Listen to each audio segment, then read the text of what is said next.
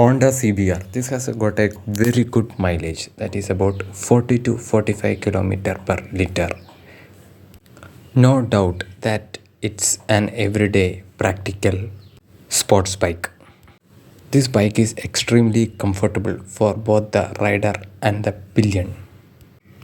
Its engine is pretty good. Overall, this is a very good, nice bike. The performance is awesome for 155cc category. It is underpowered in low end and decent in mid range and just a beast in top end, and there is not much pull from the engine below 5000 rpm. After 5k rpm the bike really pulls well, and when it becomes 7k rpm 7000 rpm it really becomes a beast. One of the sharpest handling bikes, the sub 200cc class. If you want to learn how to become a better rider, nothing is better tool than CBR 150.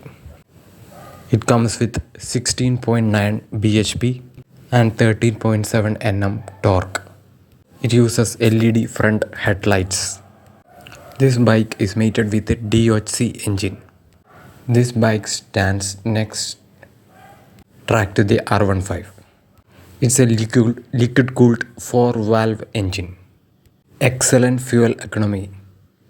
Very easy to maneuver in the city, and no heaviness in the handle or the steering.